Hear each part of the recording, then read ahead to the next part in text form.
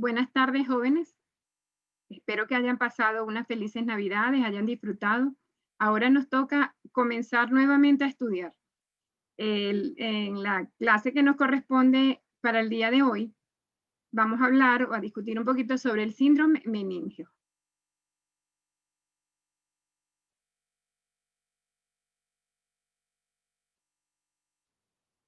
El síndrome meningio, que es nuestro tema a discutir, es un síndrome que vemos con mucha más frecuencia de la que ustedes se pueden imaginar como estudiantes.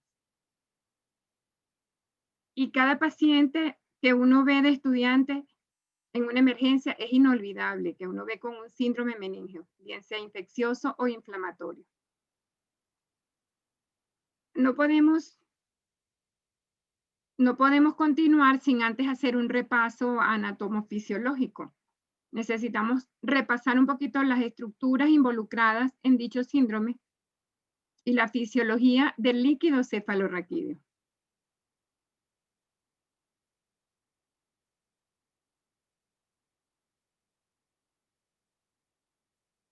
Ahora, vamos a comenzar con la pregunta, ¿qué son las meninges? Ustedes deberían recordar esto de sus clases de neuroanatomía. Las meninges no son más que las capas que envuelven, las membranas que envuelven al encéfalo y a la médula espinal. Están hasta desde el encéfalo en la parte superior hasta donde terminan las raíces nerviosas al salir de la médula espinal. Son las cubiertas del cerebro. El cerebro no puede estar sin cubiertas porque imagínense cómo se relacionaría con las estructuras que lo rodean.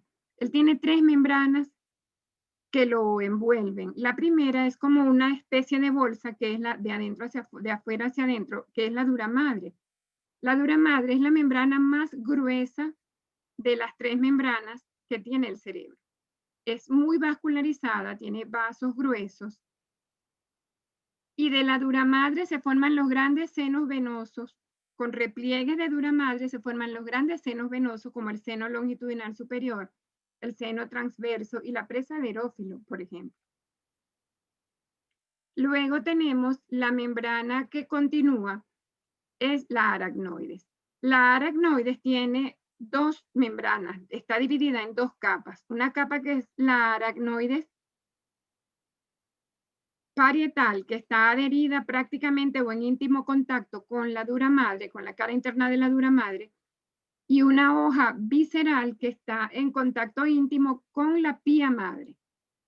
Y la pía madre es la membrana que recubre el cerebro y se mete en todos los intersticios, fisuras, pliegues y repliegues que tiene el cerebro.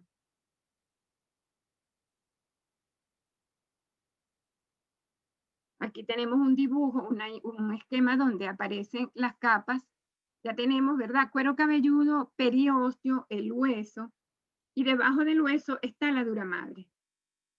Entre dura madre y pía madre está la aracnoides con sus 2 capas. La capa parietal que se adhiere o está en íntima relación con la cara interna de la dura madre y la capa o la hoja visceral que se une a la pía madre o está en íntimo contacto con la pía madre. Ese contacto o ese espacio que queda entre pía y aracnoide es el espacio subaracnoideo. Encima de la dura madre está el espacio epidural, debajo de la dura madre está el espacio subdural. En estos espacios también se producen sangramientos, lesiones a lo largo de la vida de los individuos. Luego tenemos el cerebro, la pía madre, como les dije, se mete en todas las estructuras de pliegue del cerebro, lo cubre y se introduce, no así la dura, no así la aracnoide. Este espacio que se denomina espacio subaracnoideo, que está entre la pía madre y la hoja parietal visceral de la aracnoide, en ese espacio discurren los vasos sanguíneos en la base del cerebro. Por lo tanto, este conjunto de hoja visceral del aracnoide con la pía madre se llama leptomeninge o meninge blanda. Y la dura madre con la hoja parietal de la aracnoide es la paquimeninge. Realmente cuando hablamos de meningitis, hablamos de la inflamación de esa aracnoide con esa hoja, con la piña madre, que son las que están en íntimo contacto porque el líquido cefalorraquídeo transcurre en ese espacio subaracnoideo. Cualquier proceso inflamatorio, infeccioso o sangramiento a ese nivel va a manifestarse en el líquido cefalorraquídeo. Aquí está la más resistente, fibrosa, muy vascularizada, la dura. La pía madre, la membrana nutricia que recubre directamente al tejido nervioso. Aquí también tenemos otro esquema. Tenemos la aracnoide, el espacio subaracnoideo con los vasos transcurriendo y los espacios perivasculares. La aracnoide, como les dije, tiene las dos capas. La dura madre más la hoja parietal de la aracnoide es la paquimeninge. Y la pía madre más la hoja visceral de la aracnoide es la leptomeninge. La irritación de las leptomeninges va a originar una serie de signos y síntomas que son los que dan origen al síndrome meningio y tienen repercusión o manifestaciones, como ya les mencioné, en el líquido cefalorraquídeo. La leptomeningitis es la meningitis. Aquí tenemos que el líquido cefalorraquídeo se produce en los ventrículos cerebrales. Va a recorrer, luego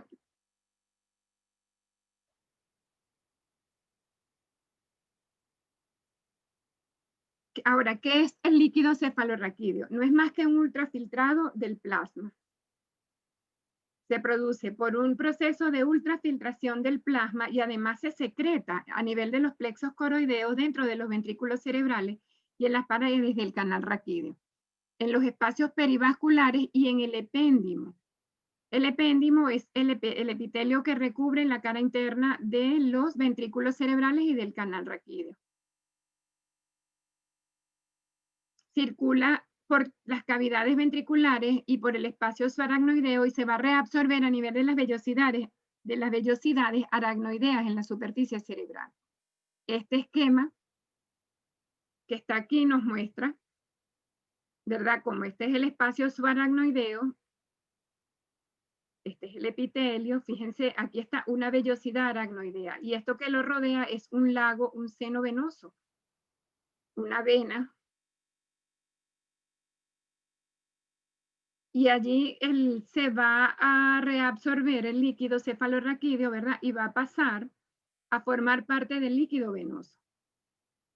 Aquí está, este es un seno venoso, aquí está la vellosidad aracnoidea y el líquido cefalorraquídeo que recorre el espacio subaracnoideo, allí se va a reabsorber. Se produce entonces en los plexos coroideos dentro de los ventrículos cerebrales y va a circular de los ventrículos laterales a través del Monro, va a pasar al tercer ventrículo. De los ventrículos laterales, agujero de Monro, tercer ventrículo, a través del acueducto de Silvio, va a pasar al cuarto ventrículo y desde allí, por los agujeros de Luschka y de Mayendi, va a las cisternas basales, desde donde se va a distribuir por todo el espacio subaracnoideo hasta llegar a las granulaciones de Paccioni, donde se reabsorbe porque estas desembocan en los lagos venosos. Esta es más o menos un esquema de la circulación del líquido. Se produce, estos son los plexos coroideos, son unas membranas muy plegadas que son vasos sanguíneos. Hay lesiones donde hay un exceso de producción de LCR por parte de los plexos coroideos y producen hidrocefalia porque se produce mayor cantidad de lo que se reabsorbe. Este es otro esquema de los ventrículos. Aquí están los ventrículos cerebrales, el cuerno anterior o frontal, el cuerpo ventricular, el cuerno temporal o inferior y los cuernos posteriores u occipitales. Aquí está el tercer ventrículo, aquí está el agujero interventricular o de Monro, aquí está el tercero, aquí está el acueducto de Silvio y este es el cuarto ventrículo. Y luego se va por el canal del epéndimo o canal central. El epéndimo, ya les dije, es la membrana epitelial formada por células neurogliales, cilíndricas o cuboideas. Ese epitelio está provisto de muchos microcilios que recubren internamente las cavidades o los ventrículos cerebrales y el canal espinal, donde se encuentra la médula, y que sirve para producir parte del líquido cefalorraquídeo. Aproximadamente 30% del líquido cefalorraquídeo se produce en los ventrículos por el epéndimo. La producción diaria de líquido cefalorraquídeo, la tasa de producción es de 0,35 cc o mililitro por minuto en 24 horas. Si ustedes multiplican eso por 24, nos va a dar 500 cc o mililitros al día. 70% en los plexos coroideos, 30% en las membranas del epéndimo. ¿Dónde se reabsorbe? En las vellosidades aracnoideas que ya les mostré y que en este dibujo también las podemos observar aquí, desembocando en el seno longitudinal superior. Volumen que contiene los ventrículos y el espacio subaracnoideo. En el adulto, de 90 a 150 cc. Y en los neonatos, de 10 a 60 cc. ¿Qué ocurre? Bueno, pero si estamos produciendo 0,35 cc, 500 mililitros al día. Sí, pero hay una tasa de producción y una tasa de reabsorción que deben estar en perfecto equilibrio. Cuando ese equilibrio se rompe, bien sea porque aumenta la permeabilidad de la barrera hematoencefálica o porque los plexos coroideos se descontrolan y hay una tumoración de los plexos que producen más líquido del que se reabsorbe, o cuando hay una obstrucción a nivel o del agujero de Monroe o del acueducto de Silvio, y se producen entonces las grandes dilataciones ventriculares por exceso de líquido cefalorraquídeo que no se reabsorbe de manera adecuada. La tasa de recambio del líquido cefalorraquídeo es de 4 a 5 veces por día. Como les dije, debe haber un perfecto equilibrio entre la producción y la reabsorción diaria para que el volumen total sea en adultos de 100 a 150, en niños y lactantes de 70 a 90 y en neonatos de 10 a 60 mililitros en todas esas cavidades. La recolección de ese líquido, bueno, se debe realizar, pueden hacerse punciones a nivel de la cisterna o a nivel ventricular. La cisterna magna, que está ubicada atrás del cerebelo, los ventrículos laterales, pero se requiere que las fontanelas estén permeables, o sea que son punciones que se realizan en niños con fontanela aún permeable o que tienen la fontanela permeable por una dilatación ventricular.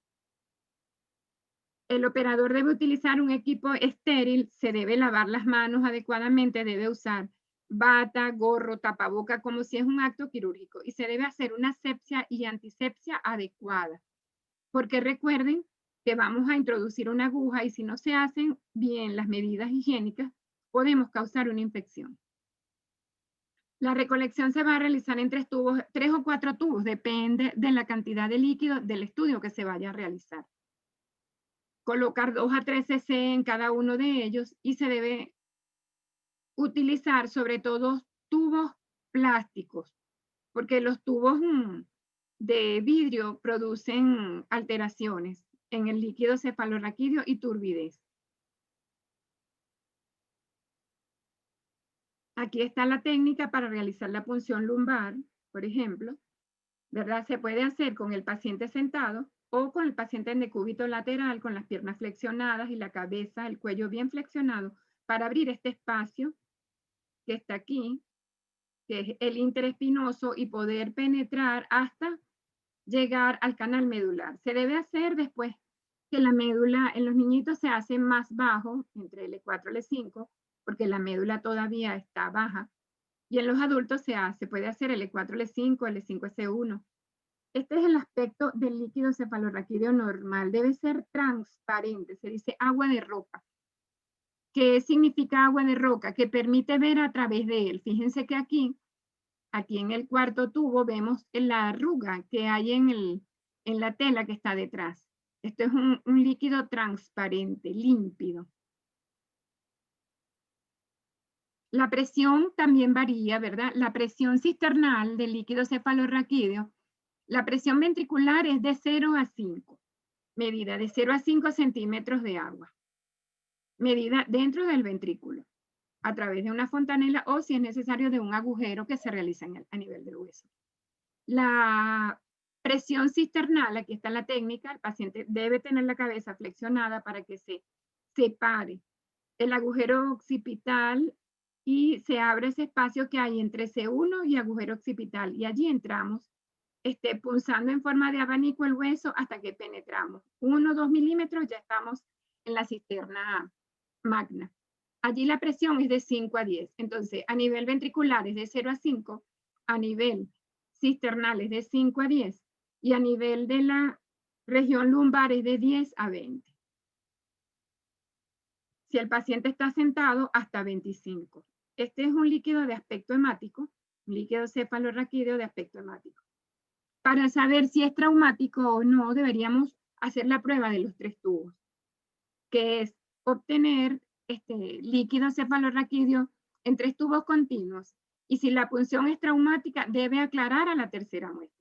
Si es una hemorragia subaracnoidea, el líquido no va a aclarar. Lo otro es la sangre de la hemorragia subaracnoidea nunca tiene coágulos, mientras que la sangre de una punción traumática sí tiene coágulos, porque generalmente son venas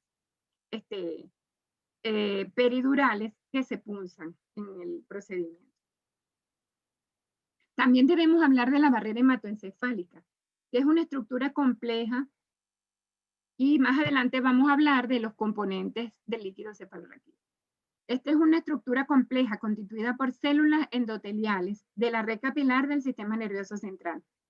Además, participa funcionalmente en esa barrera los pericitos, la lámina abluminal, los astrocitos perivasculares y la microglia, constituyendo una barrera realmente protectora, que además ayuda al transporte selectivo de la red capilar al tejido nervioso. ¿Para qué? Para transportar glucosa, nutrientes, aminoácidos. La permeabilidad es selectiva, unas proteínas van a pasar y otras no. Esta última se puede perder, esa permeabilidad se puede alterar por estrés.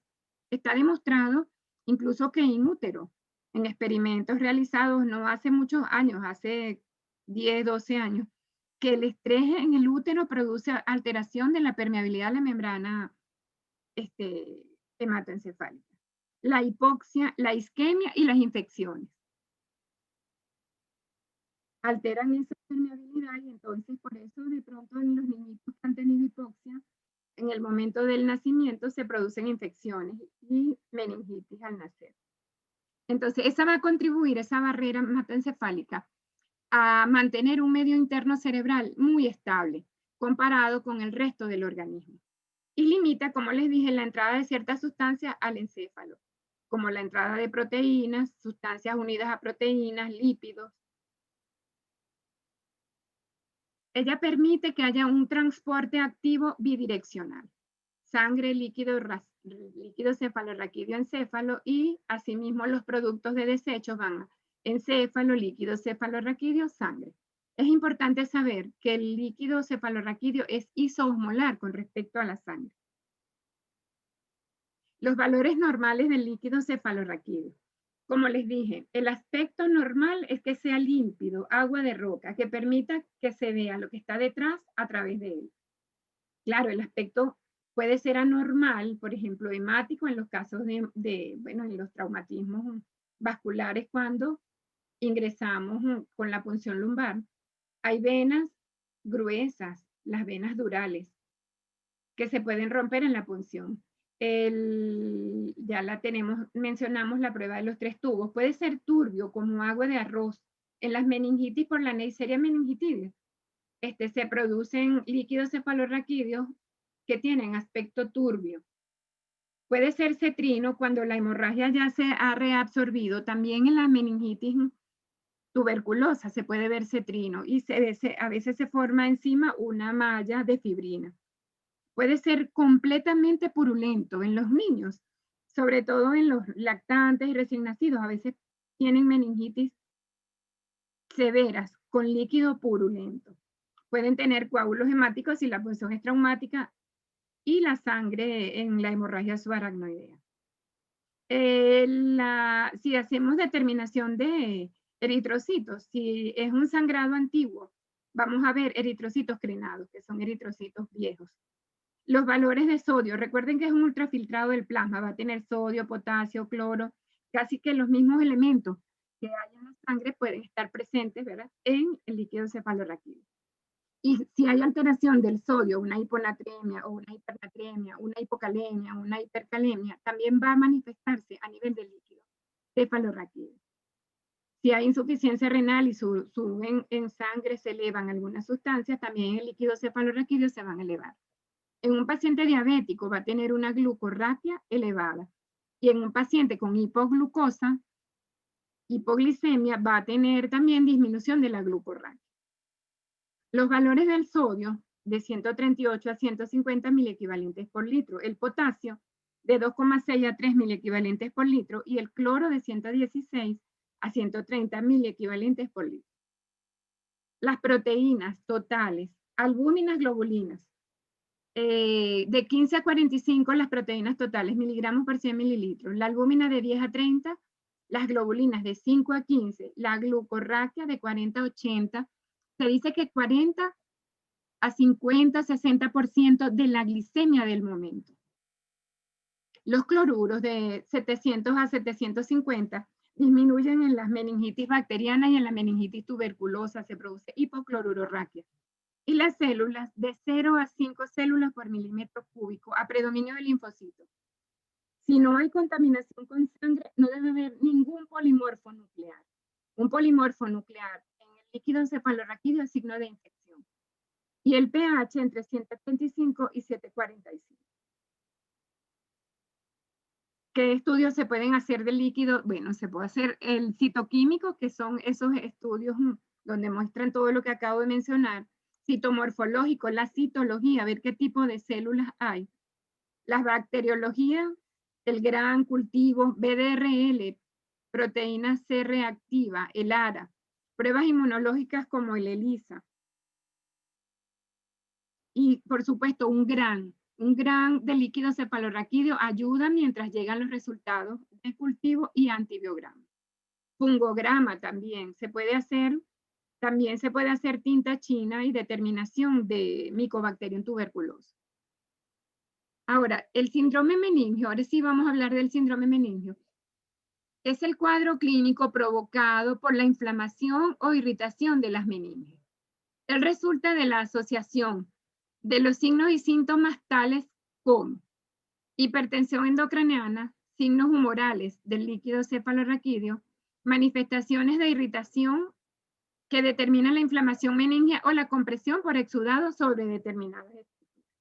Esos serían los elementos que me condicionan la aparición de los signos y síntomas de un síndrome meningio. Las causas del síndrome meningio las podemos clasificar en síndrome meningios de tipo infeccioso y los síndromes meningios inflamatorios no infecciosos. Dentro de las infecciones, las bacterianas, tenemos la Neisseria meningitis, tenemos el neumococo,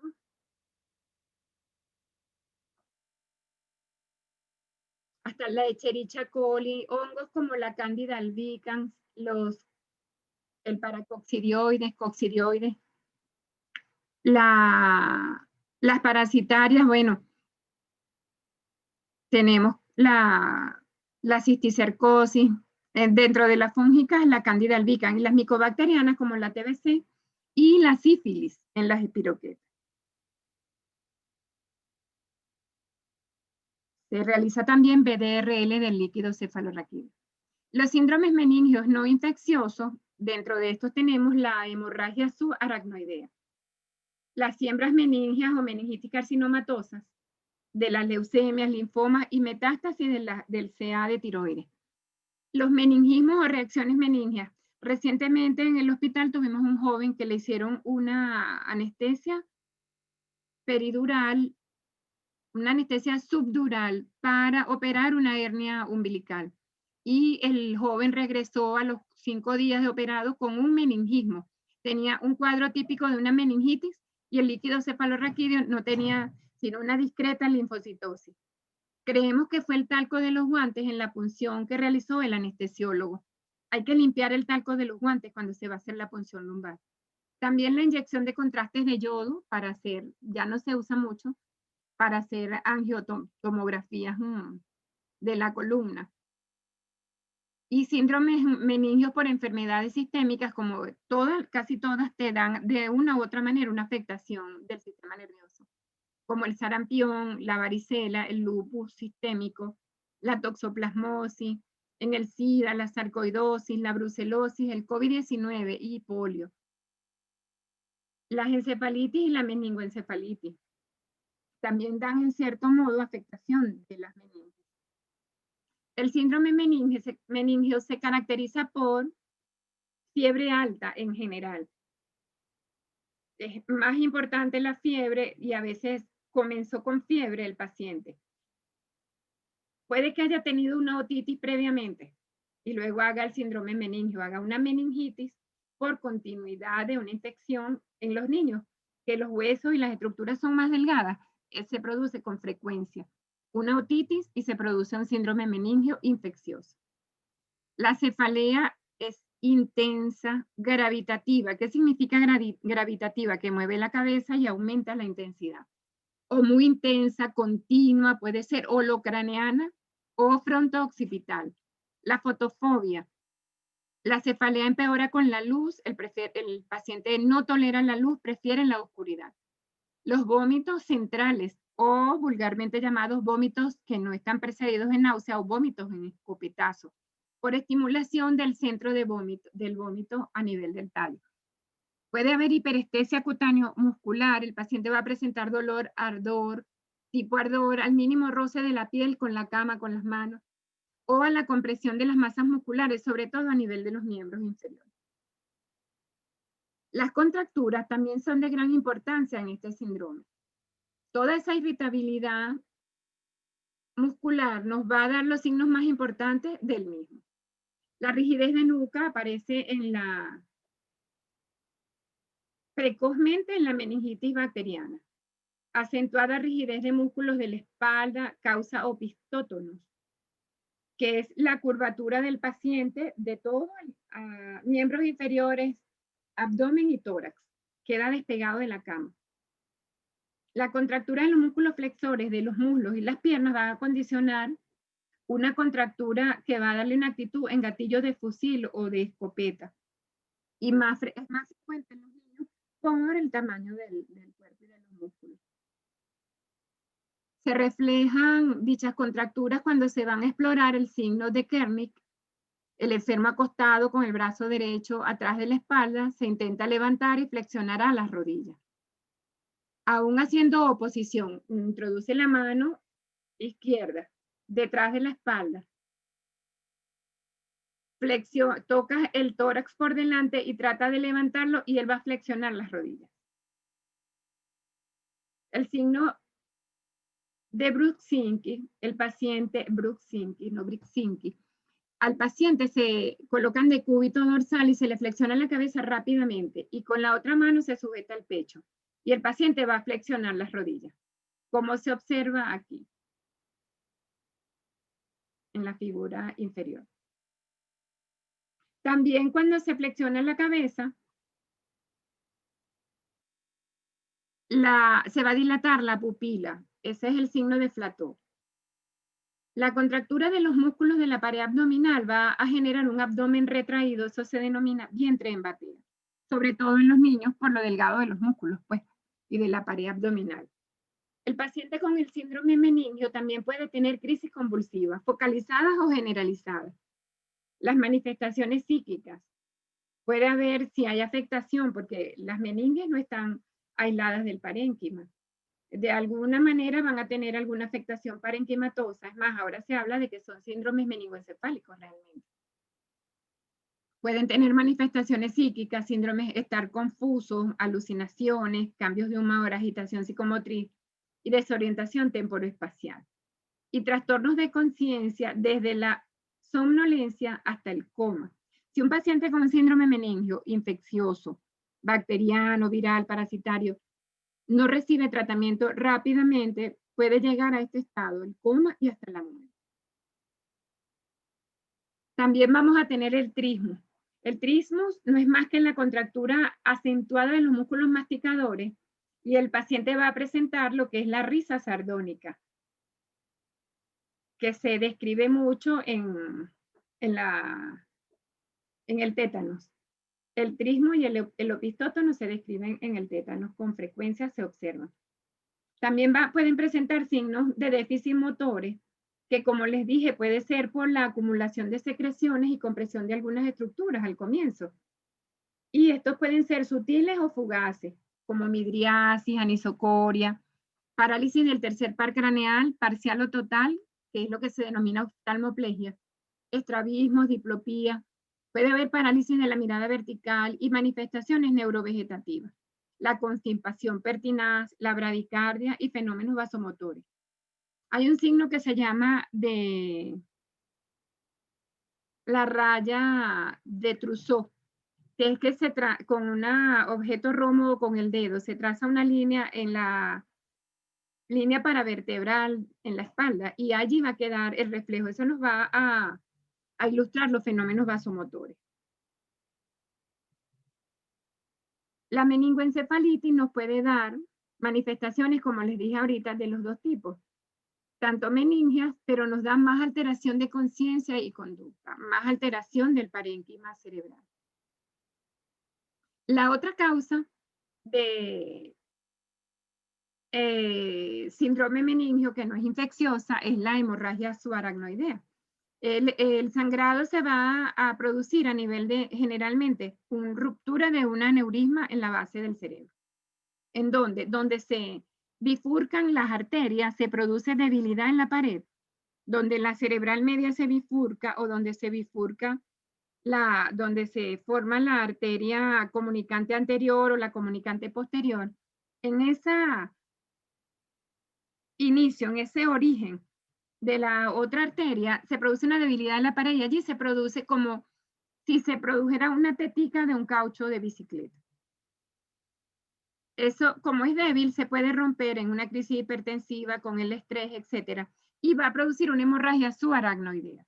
Esa sangre se va a regar por todo ese espacio subaracnoideo del que ya hablamos, entre la hoja visceral del aracnoide y la pía madre, y va a producir también signos de irritación meningia.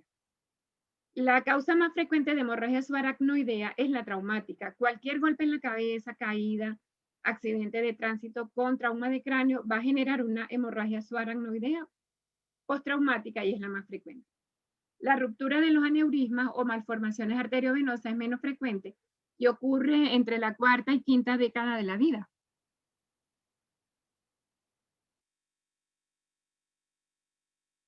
En el caso de la hemorragia subaracnoidea, la cefalea es de aparición brusca y de intensidad nunca antes experimentada. Por ejemplo, si es un paciente que es migrañoso, que sufre de cefalea crónica recurrente, el patrón de la cefalea puede variar y el paciente va a referir, a mí siempre me duele en la mitad de la cabeza, ¿verdad? Cuando como esto o aquello, cuando me trasnocho, etcétera. Pero este dolor de cabeza es completamente diferente. Y atención, oído al tambor, a eso hay que hacerle caso. Cuando el paciente dice, es diferente, hay que buscar otra causa de dolor de cabeza. Por favor, no lo dejen ir a su casa.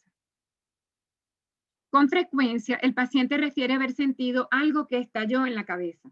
Puede ocurrir durante un esfuerzo, puede ocurrir cuando el paciente se relaja y se baña, puede ocurrir durante el acto sexual.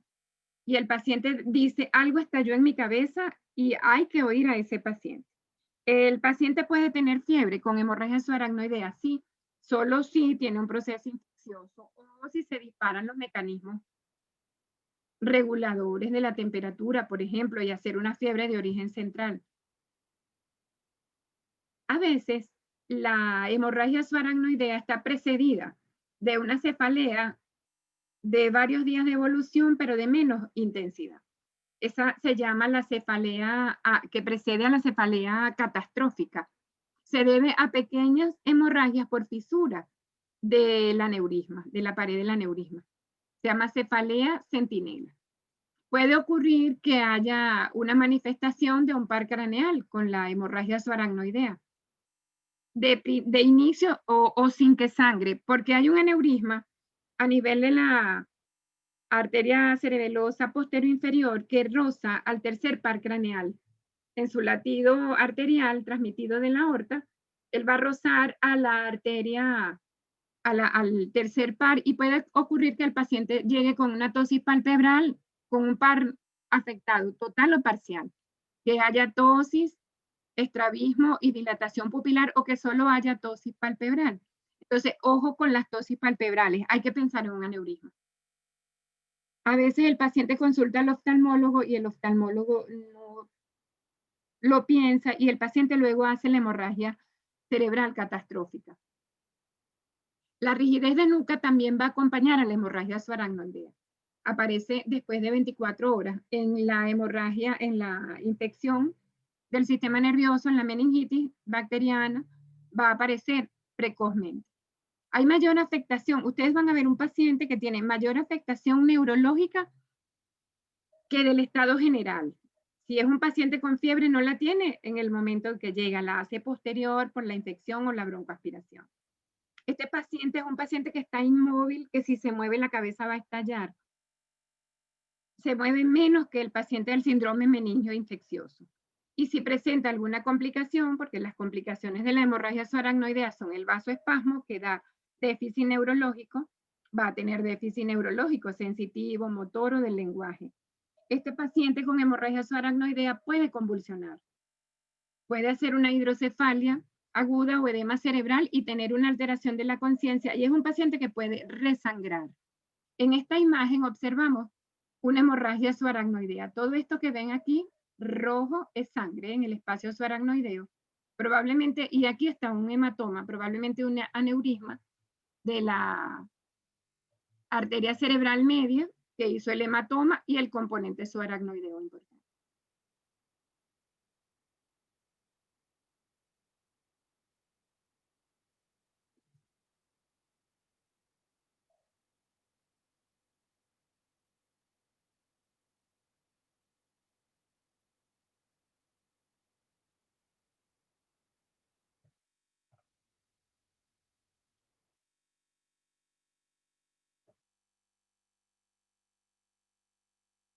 Con esto concluimos. Espero estimularlos para que estudien un poquito, repasen, deben repasar la anatomía, la fisiología, para poder entender y que en ningún momento un paciente con una hemorragia subaracnoidea pase por sus manos y se vaya a su casa. Debemos siempre procurar ayudar a los pacientes y para eso tenemos que estudiar. Claro que podemos como la vaca, que del pasto hace leche, ¿oyeron? Tenemos que echar para adelante, tenemos que estudiar y procurar estudiar en la casa, dar un poquito más de lo que se puede dar, siempre se puede dar un poquito más.